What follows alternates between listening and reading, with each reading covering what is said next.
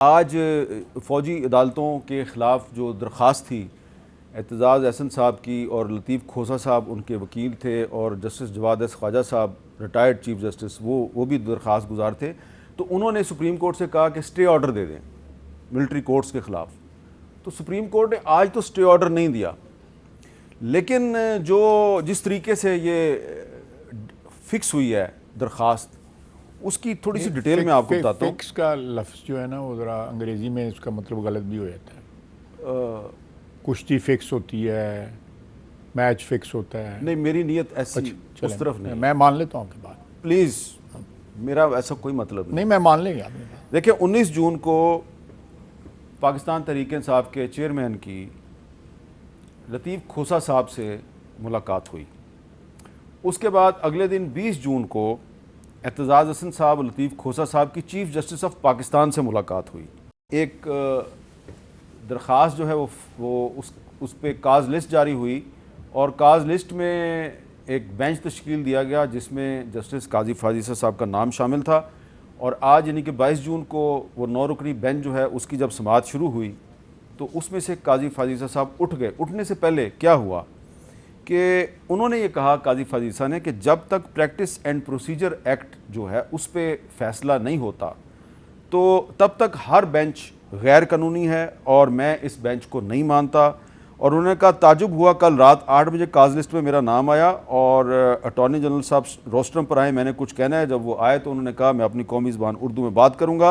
और उन्होंने कहा कि supreme court practice and procedure bill अभी बना नहीं था कि 13 अप्रैल को सुप्रीम कोर्ट के 9 रुकनी बेंच ने हुक्म इम्तनाई दिया।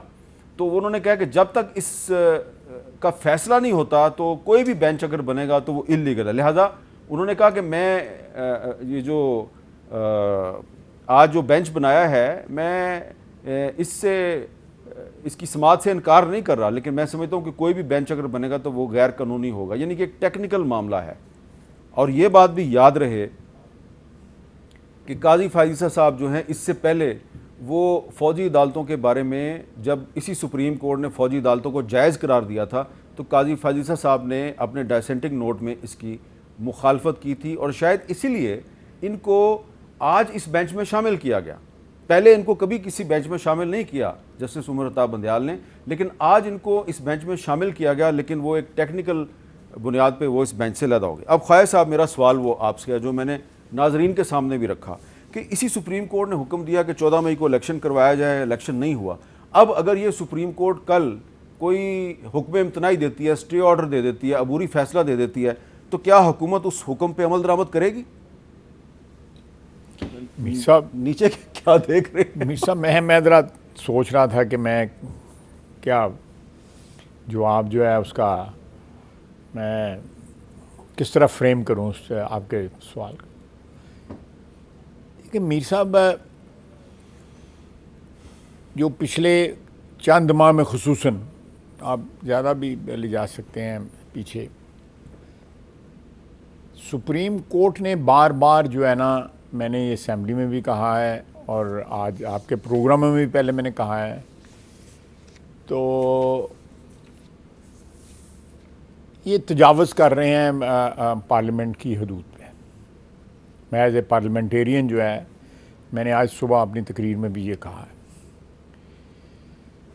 और दूसरा ये है कि जो आपने तरतीब बताई है मुख्तलिफ इवेंट्स की कि दो वकला जो हैं पहले इमरान ख़ान को मिले हैं, उसके बाद चीफ जस्टिस को मिले हैं, और जो एविडेंस जो है पिछले 4-5 महीने में मुख्तलिफ औकात पे सामने आती रही, कि मैं उस हद तक नहीं जाऊंगा, लेकिन एक तासुर ये उभरता रहा कि सुप्रीम कोर्ट में ऐसे लोग बैठे हुए हैं जो इन्फ्लुएंस्ड हैं एक सियासी उससे लीडर से।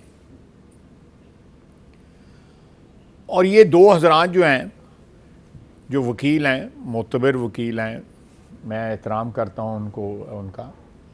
एक मेरे उस्ताद भी इनमें से रहे हुए हैं लॉ कॉलेज में, पंजाब यूनिवर्सिटी लॉ कॉलेज में मेरे साथ मुझसे सीनियर थे गवर्नमेंट कॉलेज में।